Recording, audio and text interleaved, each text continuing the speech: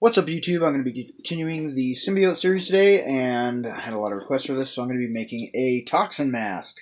Now, I based this somewhat off of the artwork from the Toxin with a Vengeance storyline, where Eddie Brock is in possession of, or is being possessed by, or in accordance with, or whatever, the Toxin Symbiote.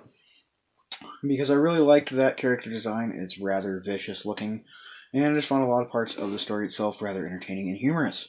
So without any more yammering from me, let's go ahead and just jump right into the build. First things first, you want to cut out your main shell patterns, the main shell side and the top piece.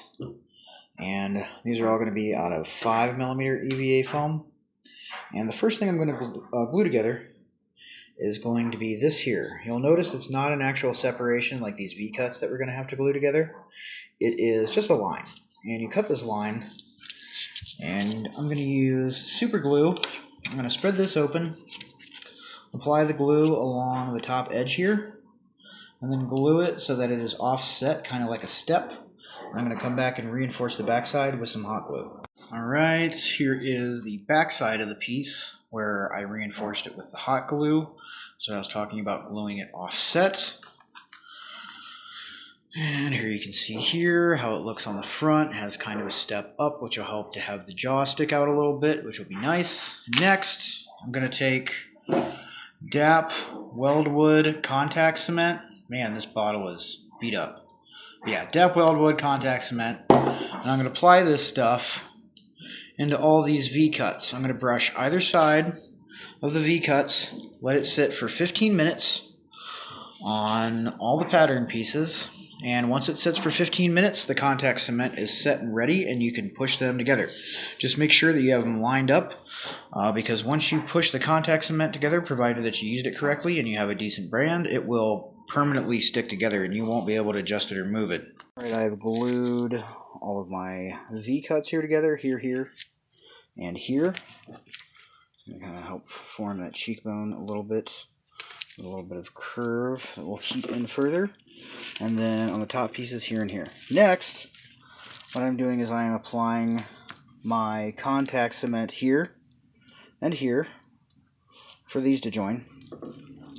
And then I'm also applying it along this flat edge from this corner here all the way around to the base, and from the corner of the eye here where it goes flat all along this edge to the back. Once I do that, I'm going to let it sit 15 minutes and join those pieces together. Alright, I lined up both shell pieces, like I said, starting at the corner and ending at the bottom. And now I'm going to apply more of my DAP contact cement along the edges from here to here, and from this tip here all the way to the back on both pieces. Let them set for 15 minutes and then join them together. Okay, so now that I got both sides glued together here, it does not look so hot. It is kind of a blobby mess. Part of that is because there is no supports in here, but before I put in the eyes and the teeth and the mouth back and all this stuff, first what I'm going to do is start to heat this up and smooth it all out. What I mean by that is the larger areas, like anywhere where there's kind of a lump or a bump from gluing the project together, I am going to use my heat gun here.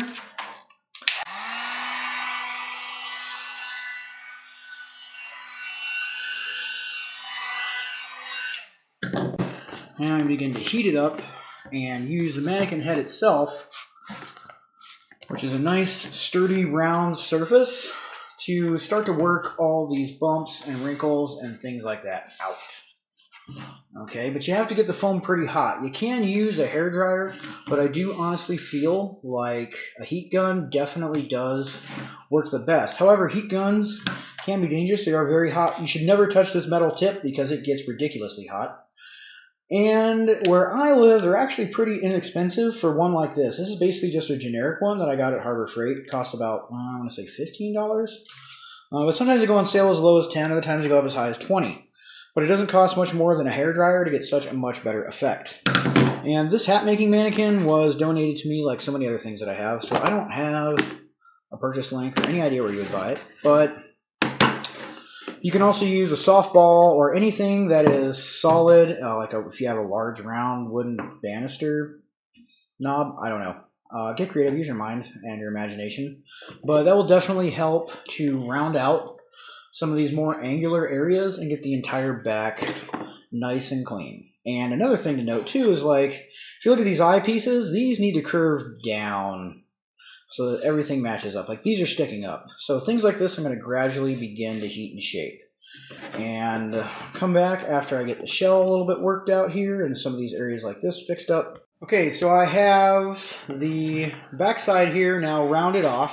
No longer has like the knobby points here, and I've gotten all this pretty good. I may do a little more, but for the most part, the basic shell is rounded off. And you'll notice here too on the eyes that I have heated and curved this up so it matches the curvature of this top part of the mask as much as possible. Next, what I need to start working on is individual definition areas. For example, this part here that had the V cut, I'm going to heat and round a lot more and pull out from the backside, pushing with my finger as I push with my other hand to get this more round. I want this to come in a little bit, probably about a 1/4 inch from the top, and have it overlap just a tiny little bit on both sides, so that whenever it's done, this will be in more and this will be out a little bit more. I also need to round this entire bottom and curve this in through here as well. So I'm going to start, and also this is more or less the cheekbones, so I don't have to pull cheekbones per se into the foam, but I am going to heat and push it in a little bit here, kind of give it the temple area, maybe push in the center of the brow here to give it a little bit of ridge here and here, and pull out a little definition. But I'm going to go through and do all this stuff, and for purposes of fast information exchange, I'm not doing time lapses or anything. I'm just going to pop back in, clip after clip, and show you what I'm doing. Okay, so for sake of contrast, since I had already heat formed the top and the back, I decided to leave this flat, just to show you guys on camera, and I did the lower jaw. And I get this off the mannequin. It's much harder to get off and on my mannequin since heating this. Okay, so I started with the back here, and right behind the jaw, I heated it on the inside first and pushed in from the front, and then heated it on the outside and pushed it in a little bit as well on both sides. This will help it to fit your head a little tighter in the back, but it will also, well, that also depends on what size your head is. My patterns are generally made for 22 to 23 inch heads, just depending also on some of your features, size of your nose, cheekbones, forehead, shape of your head. And then of course you'll have to scale them up or down from there, and that is 23 inches around my head this way, from my forehead around the back of my head back. That's the measurement you're looking for there. And I did that so the jaw would stick out a little bit. Next, I started heating the jaw, and I started from here down, and as you can see, I curved it this way. And then moving on to this knobby part sticking out here, I heated it and pulled that out using my thumb to just stretch the foam as it's hot to get it as round as possible. Then the rest of the jaw on both sides, I simply heated from the back side first, and then put a curve into it like this, and then heated the front side and made sure that curve stayed in there nice and well. And just heated this a little bit to round it out. Wasn't much shaping that needed to be done on the tip of the jaw. Most of the shape is already there from the V-cuts. Basically what you're doing, because as you see, especially on this bottom cut here, it wants to pull it round. So all you're doing essentially by heating it and curving it is making the pattern and the foam do what it already wants to do. Okay, now that I'm done with all this fun stuff, I'm going to go ahead and heat shape all this area through here that I have not touched yet, really. Alright, I have heated up the top now and put all the shape and curvature into that so that it does line up better and look better and not so goofy with that flat, weird shape. And I started at the back here, heating it from the inside and pushing this in, then moving back to the outside and make sure it's nice and even and sturdy. And then same thing here, inside, curve this, outside, apply the curve. And then I came down here, like I was saying, and really pulled out that skull-like cheekbone sticking out there. And then from here, I just curved this on around. And then heated this up here a little bit, and you can't see it super well on camera, but I put a slight indentation in here to kind of form a slight brow ridge area right in here. And that's pretty much it for the basic heat forming. Next, I'm going to move on to the eye patterns and the back of the mouth so that I can get all this stable and in shape. Alright, so I've already gone ahead and cut out my eye patterns. And this one I've heated and just crudely curved a little bit just to ease in the process of gluing it in. And once again, I use my heat gun to do that.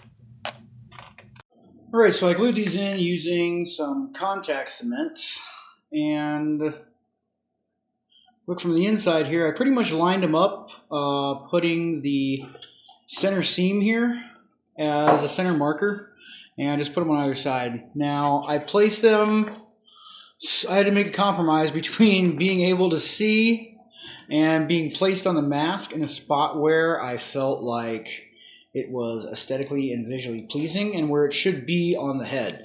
I actually would have liked them a little bit up and back more, but it would impair my vision too much.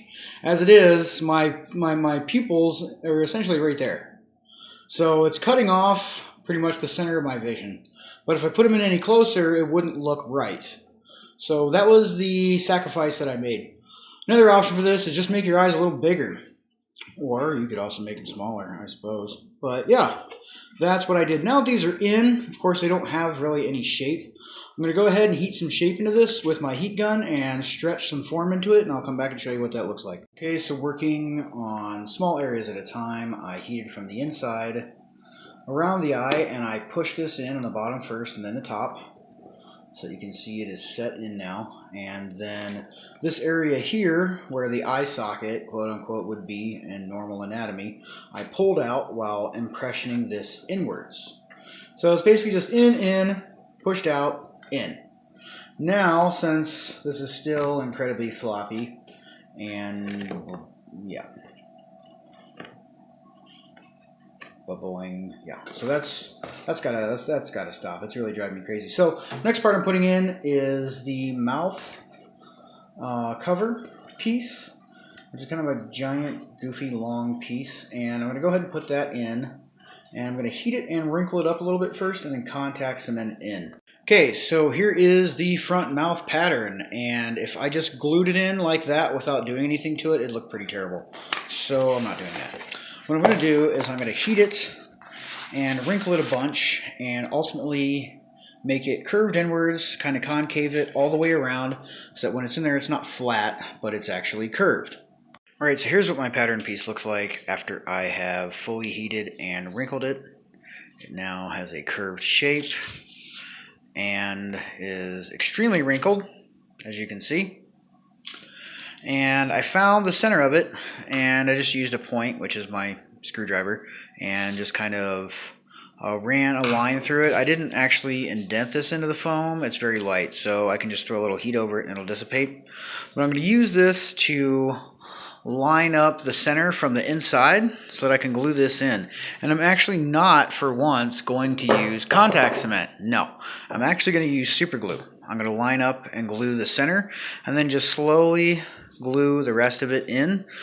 I'd rather do that versus trying to glue it all at once in one shot with the contact cement, or yeah, trying to do a little bit with the contact cement at a time, because I'd have to wait 15 minutes and make sure it doesn't touch. And yeah, no, super glue. So I have it glued in, and I actually did a little bit of both. And by a little bit of both, what I mean is I started off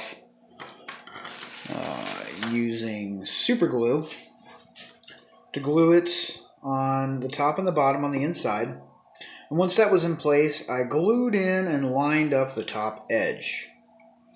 Okay. Did one side, and then I did about an inch or two at a time, back to the back.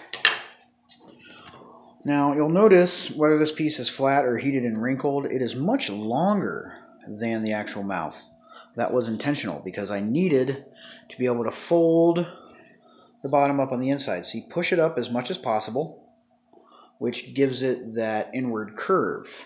And back here at the back, I just straight up took and folded and wrinkled it twice on both sides, right at the corner area there, and you can see it pretty dramatically here on the front. Okay, show you the other side. Boom, same thing. You see those folds there, and then the one right there above it. That's to give it as much definition as possible. I then pushed it in as much here as in the front and this area right here, because I do plan on attaching a tongue that's going to come out between the teeth on the top and bottom. And pushed in as much as I could on the sides. and this actually helps it to fit pretty snug on my face. Now, I did use 2mm EVA foam for this, but if you would like something a little more sturdy, you can always try 3. I did have 3, but Hobby Lobby apparently is no longer carrying it, so I'm going to have to start ordering it from TNT Cosplay Supply. So yeah, that's it so far. And this, of course, has made it much more sturdy and able to be worked on much more easily, at least I'm hoping, as I do things like the teeth and the tongue. Alright, now I'm going to use my Dremel and sand down all the seams.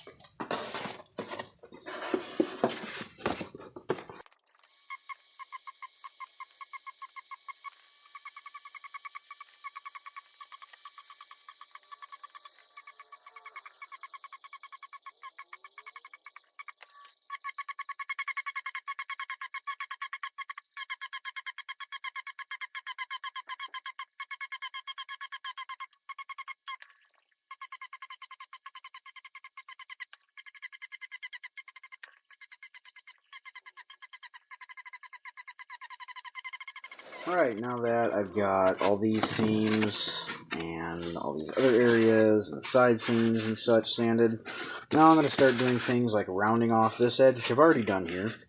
But as in contrast, all these are of course the original square cuts. They're going to get rounded off, and these are going to have grooves.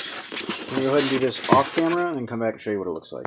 Okay, so I have ground in some grooves here on the bottom, and to do this I took my Dremel rotary tool and I just ground into it here and then pulled out. And did the same thing again, ground and then drug it across to get that effect. I've also rounded off all the corners and the eyes and started making and gluing in teeth, as you can see here in the top. To glue these in, I'm using super glue, and once I cut my teeth, I take a scrap piece of foam mat and a pin to hold them in place. And then once they're there, I take my heat gun and I get them quite hot. They curl up a bit, and as soon as I get them hot, I throw the heat gun down, pull the pin out, and then take my hands and fold and stretch them into shape so that they have a curvature to them. Both ways. They're slightly curved this way, but they're very curved this way. And those are the top.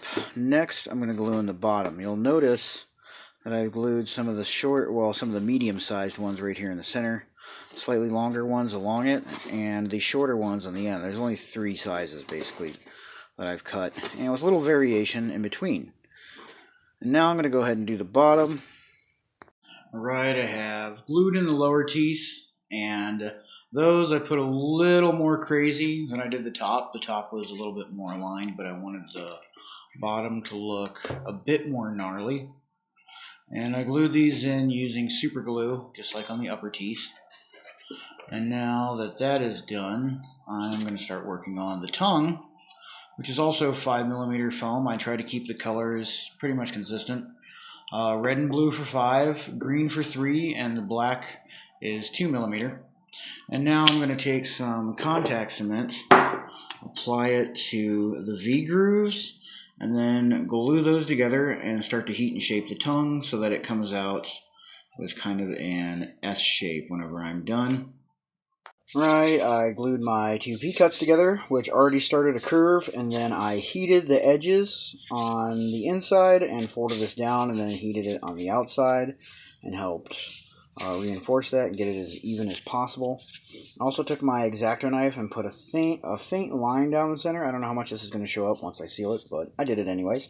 Now I'm going to take my Dremel.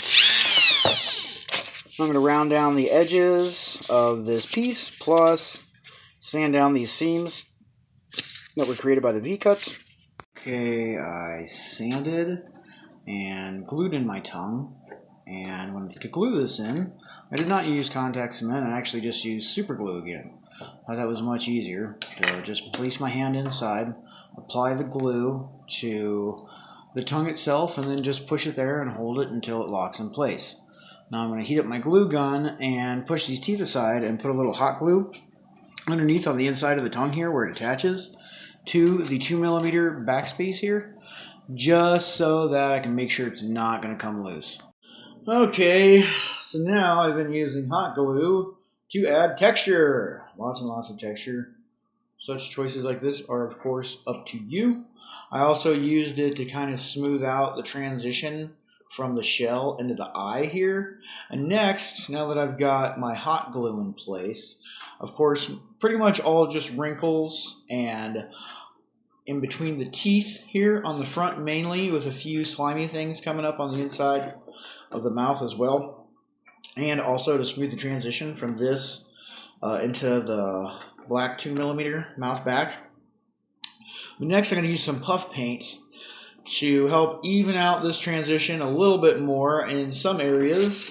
And on the back here, I didn't really put any wrinkles, just a bunch of crazy gnarly veins, since this is largely based off of the Toxin with a Vengeance storyline. I just really happen to like that one, especially the part where Toxin grows quite large and just picks up Flash Thompson's Agent Venom and just throws him with its mouth. I thought that was great. Just picks him up with his jaws and chucks him like a rag doll. Thought that was awesome. If anybody's read that storyline and you like it, please comment below. I'd be interested to hear about it. And if you're not familiar with that storyline, Eddie Brock was the host for the Toxin Symbiote in that storyline, and that's part of the reason why I think Toxin looks so much more gnarly. But I just happen to like that, and I also wanted the mask, to stand out from the other ones, so I didn't want to do the same thing. Okay, so the brand I use is Tulip. I just picked this stuff up at Walmart for about, I think, $3 for a bottle of this size. How many ounces is this? What does it say? 4 ounces. That's actually a lot. So I could try to use hot glue for everything, but what I like about the puffy paint is I can take some of these original, a little bit thicker, more blobby hot glue lines, and I can put thin little extensions off of them so that it just doesn't end so abruptly and look, well, like hot glue. I also like to use it if there's little gaps, like if you notice right on this tooth here, there is kind of a gap in between where I glued on the tooth and the actual foam. You can see that little space right there, and maybe it's obsessive to notice or really care about things like that, but I do. And I will use this to then go in and just kind of fill in some of my own little gaps and mistakes like that. You can use acrylic latex with silicone. I just find this kind of fun and easy to do, and just to switch it up. I mean, I make so many of these videos, I hate doing the same thing in any one. It's like watching the same thing over and over again, and what's the point of that? So yeah, I'm also going to use this to help fill in some of this area right here and just kind of even things out. Okay, so here's what I've done with my puffy paint. I put some more dots in between the hot glue on the tongue, and of course, like I said, use kind of a filler to be a transition and help even out between the highest areas of the hot glue and the lower areas of the foam, or the places that I've ground in. Now, if you look at it up close, it looks really thick. Okay, and you're like, well, this isn't much of a transition. You pretty much just put it even with the flipping hot glue. But no, thing is, this stuff dries, it shrinks. Pretty much about half the size or less. So whenever all this gets done, it's not going to be quite that dramatic. It's going to actually look a whole lot thinner. So let's let this dry for about 6 to 8 hours. Unfortunately, it does take 6 to 8 hours for this to dry, but that's also the reason why I started with hot glue as a base.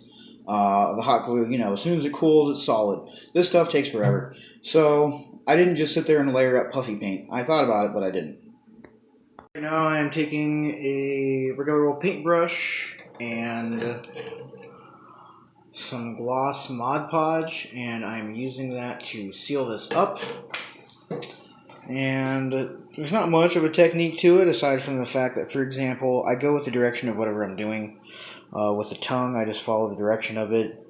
Same thing with the teeth. I go up, and then from here straight to the back, across the eyes, up and around, and then straight to the back. And I just kind of follow the lines of the wrinkles that I've made. And I've already put 2 decently thick coats on this. I'm probably going to put a third. And the reason for this is whenever I go to primer and paint it, I don't want it to look like there's a difference between the foam and all the puff paint and glue and other crap that I put on it. I want it to be all sealed, one consistent, slick, smooth surface, so it doesn't look like foam that I just glued and put puff paint and crap on. I want it to look uniform, in other words. Mod Podge is dry, and I've loaded up my airbrush with some opaque black. I'm probably going to get just turn this all one universal color with a nice primer coat.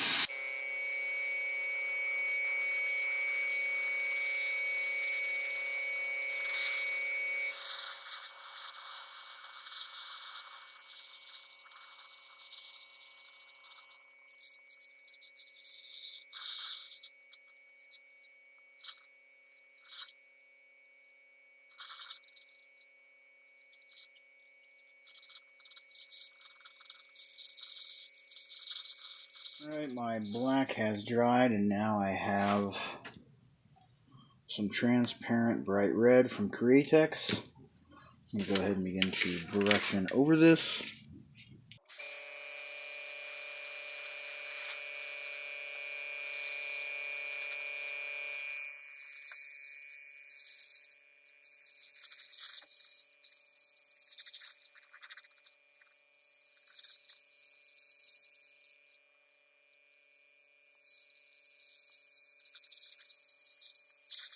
Alright, so I got all of the red done, and it's not quite dry. You can see in some areas like there where it's a little bit shiny.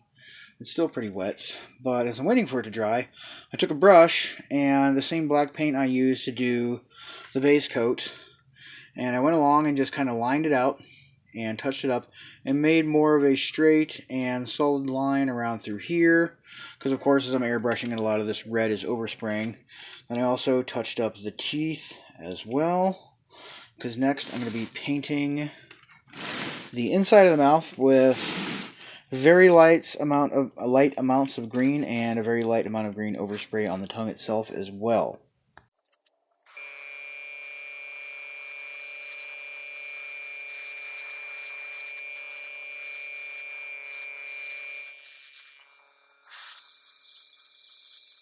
Alright, I finished off the tongue, doing it very green and then kind of spotty to black, and also put some highlights in and around through here as well with the green, and I painted the teeth. And to do the teeth, I used some white testors model paint, and then I mixed up some yellow and some brown, about 1 part brown to 3 parts yellow. And mix that up until I got this mustard color here that you see. And I just took and removed the excess from the brush, and then dry brushed that like that over the white teeth. Then I went back with some more white and brushed over that to just kind of blend it all together. I was considering just leaving them black, honestly, but I wanted to stick out from the other ones, so went with that instead.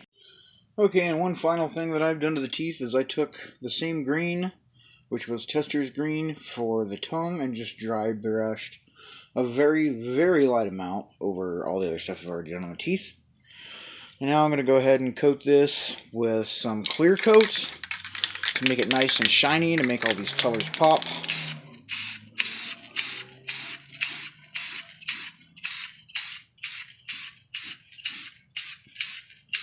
Also helped to make that black stand out too.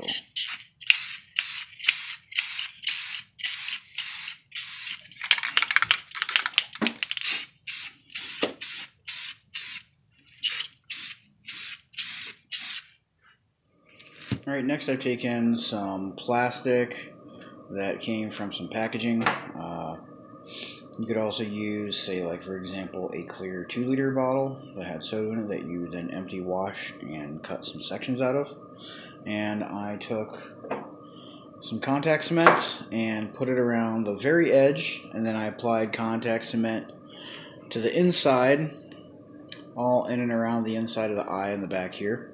And I merely just cut these just a little bit bigger than it, and I'm going to go ahead and slap them in, followed by some sheer fabric. Alright, I glued in the plastic with my contact cement, and then I put some of the sheer fabric in, and I use this stuff from the Robert Stanley collection. It's just a jumbo roll of craft sheer ribbon, and I glued one layer in. I may decide to put two though, just because it doesn't obscure the best unless you paint it, which is why I usually paint it for projects like Venom or She-Venom or even Carnage.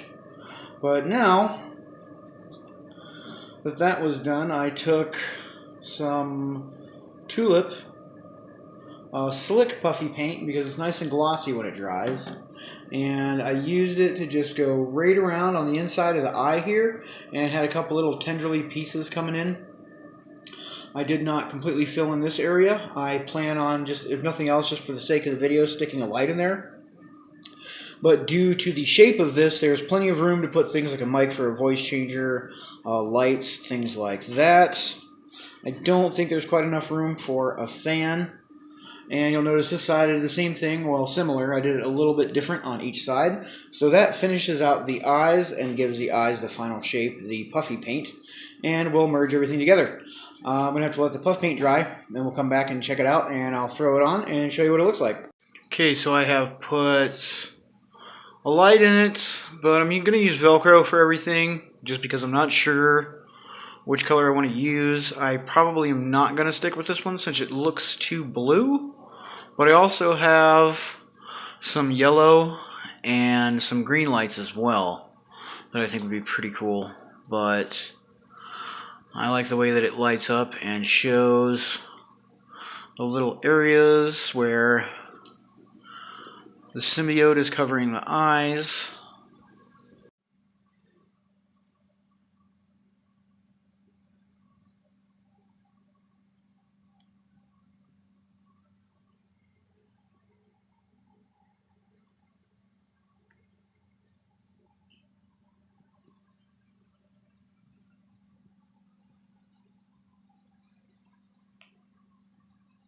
Alright, so that pretty much wraps it up for this video. Hopefully you guys enjoyed it, and hopefully you like the design that I came up for this. And as always, thank you for watching, and if you enjoyed this video, please leave a like, and if you're not a subscriber, please consider to subscribe if you'd like to see more videos like this. And as always, thanks for watching, and have a great day.